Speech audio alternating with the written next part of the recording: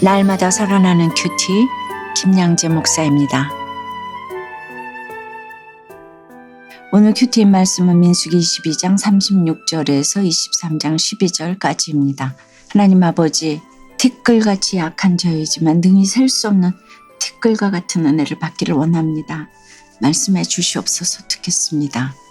티끌과 같은 은혜는 첫째, 세상보다 하나님을 택할 때 주어집니다. 오늘 22장 36절에 보니 모압 왕 발락이 발람이 온다는 소식을 듣고 모압 변경의 끝 아르논가에 있는 성까지 가서 그를 영접합니다. 이렇게 왕이 직접 영접해 주니 발람이 얼마나 좋았겠습니까? 그러나 왕이 영접한다고 기뻐할 것이 하나도 없습니다. 이 세상에 공짜는 없기 때문입니다.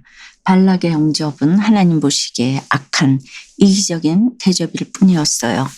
이어서 37절에서 발락은 발람에게 내가 특별히 사람을 보내어 그대를 부르지 아니하였느냐? 그대가 어찌 내게 오지 아니하였느냐? 내가 어찌 그대를 높여 존귀하게 하지 못하겠느냐고 해요. 발락은 정말 자신이 특별 대접을 했다며 생색을 냅니다. 그런데 여러분, 이렇게 특별 대접받는 것이 결코 좋은 게 아니에요. 우리는 모든 조건을 갖출수록 내가 대접받는 것을 당연하게 여기지 않게 해달라고 기도해야 합니다. 하지만 하나님을 주인으로 삼지 않은 인생은 이렇게 기도할 수 없지요. 언제나 사람을 의지하는 것이 실패의 지름길입니다. 38절에 보니 발람이 발락에게 이르되 내가 오기는 하였으나 무엇을 말할 능력이 있으리이까? 하나님이 내 입에 주시는 말씀 그것을 말할 뿐이니이다라고 해요. 발람이 겉보기에는 큐티도 잘하고 말도 참 잘하는 것 같죠? 그러니 발락이 두 팔 벌려 발람을 영접할 만합니다. 그런데 여러분, 발람이 일견 정답을 이야기하는 것 같아도 하나님과 물질 사이에서 갈등하는 게 느껴지지 않으세요? 그런데 예수님은 하나님과 재물을 겸하여 섬길 수 없다고 하셨잖아요. 우리도 그래요. 하나님을 위하여 물질을, 명예를, 세상을 포기할 수 없다면 발람과 다를 바 없습니다. 39절과 40절에 보니 발람이 발락과 동행하여 기럇 후솥에 이르러서는 발락이 소와 양을 잡아 발람과 그와 함께한 고관들을 대접합니다. 이렇게 최고의 요리까지 대접받으니 발람도 이게 아닌데 하면서도 계속 끌려가지 않았을까 싶어요. 그러다 결국 발람은 41절에서 바알의 산당에 오르게 됩니다. 적용해 보세요. 여러분은 특별 대접받는 걸 기뻐하시나요? 불편해하시나요? 하나님과 물질을 겸하여 섬기는 발람의 모습이 여러분에게도 있지 않으세요? 아닌 것을 알면서도 바알의 산당에 오르는 나의 악은 무엇입니까? 티끌과 같은 은혜는 둘째, 나의 약함이 아닌 하나님의 강함으로 주어집니다. 23장 4절에서 발람은 하나님을 향해 내가 7제단을 쌓고 각 제단에 수송아지와 순양을 드렸나이다 라고 외칩니다. 하지만 그는 두렵고 떨리는 회개의 심령으로 하나님을 예배한 것이 아니었어요. 누가 봐도 부끄럽지 않을 대단한 제단과 제물을 드렸다고 과시하면서 생색을 냈습니다. 하나님께서 구하시는 제사는 상한 심령인데 그것은 자기를 부인할 때 드릴 수 있습니다. 그러니 발람이 아무리 대단한 성경 박사하면 뭐합니까?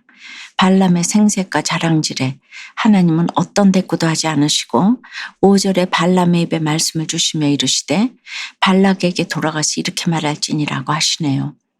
그러자 6절에서 그가 발락에게로 돌아간즉 발락과 모압의 모든 고관이 번제물 곁에 함께 섰더라고 합니다.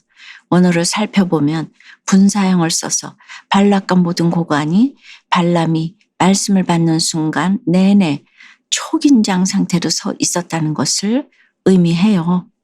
그런데 발람이 전한 하나님의 말씀이 무엇인가요? 8절부터 10절에 보니 하나님이 저주하지 않으신 자를 내가 어찌 저주하며 여호와께서 꾸짖지 않으신 자를 내가 어찌 꾸짖으랴. 내가 바위 위에서 그들을 보며 작은 산에서 그들을 바라보니 이 백성은 홀로 살 것이라 그를 여러 민족 중에 하나로 여기지 않으리로다.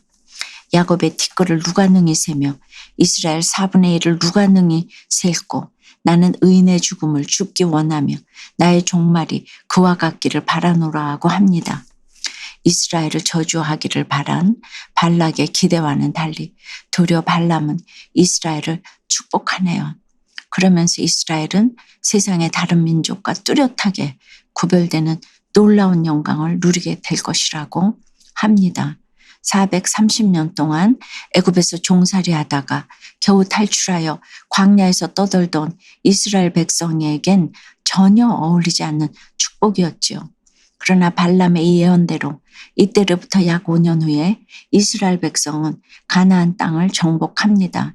티끌과 같이 연약한 이스라엘이지만 하나님의 강함이 그들을 인도하시기 때문입니다. 그리고 정말 그들은 능히 셀 수 없는 티끌과 같이 많아지는 축복을 누리게 되었습니다. 적용 질문이에요.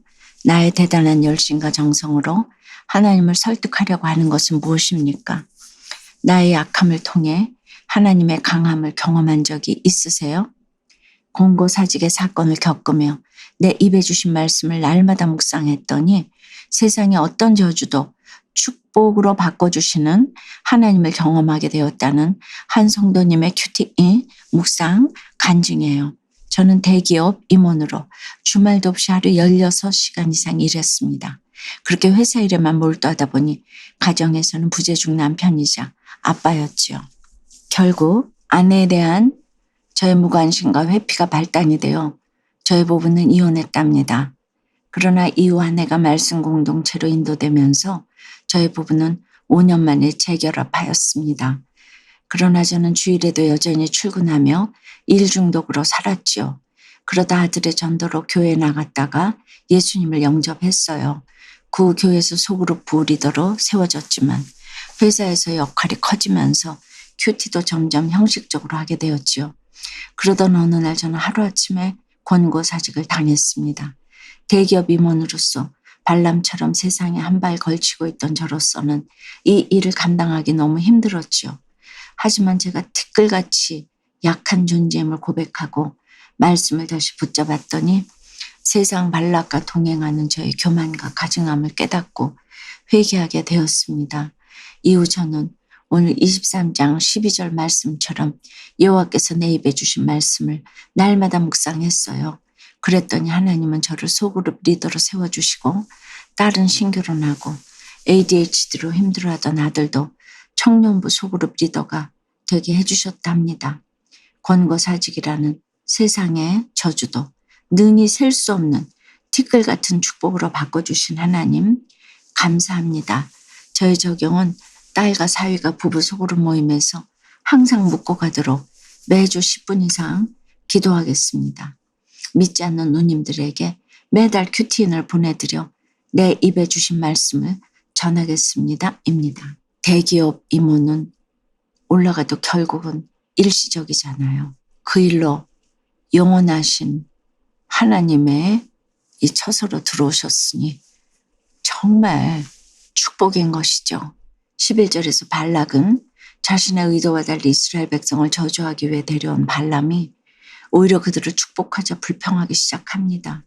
그가 아무리 대단한 대접을 하고 엄청난 정성을 들여도 하나님이 지키시는 백성을 해롭게 하고 넘어뜨리는 기도에 주님은 응답하실 리가 없으십니다. 사랑하는 여러분, 여러분은 세상에서 어떤 시련을 겪고 계신가요? 그 시련을 통과하며 내가 티끌과 같이 연약한 인생임을 고백하게 되었다면 오히려 그것에 감사할 수 있어야 합니다. 우리가 티끌과 같은 연약한 인생임을 고백하며 날마다 말씀으로 하나님의 인도하심을 받을 때 도리어 티끌 모아 창대한 인생을 살게 될 줄 믿습니다. 기도드립니다. 하나님, 주님의 환대를 받아야 하는데 세상에서 유력한 사람들에게 특별한 영접을 받고 싶어서 세상을 자꾸 기웃기웃거립니다. 그래서 바울의 산당까지 올라가는 저희들을 주님은 또 용서하시고 용서하셔서 이 자리까지 왔습니다. 참으로 발람을 묵상하면 묵상할수록 그를 욕할 수가 없고 저희가 다 발람인 것을 고백할 수밖에 없습니다.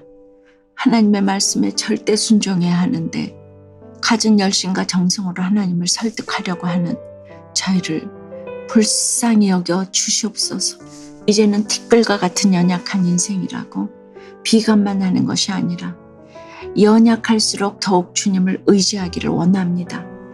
그래서 능히 셀 수 없는 야곱의 그 티끌과 같이 이제 티끌 모아 태산인 그 말씀을 알아 우리를 창대하게 하시겠다는 주님의 축복을 다 누리는 저희가 되도록 주여 역사하여 주시옵소서.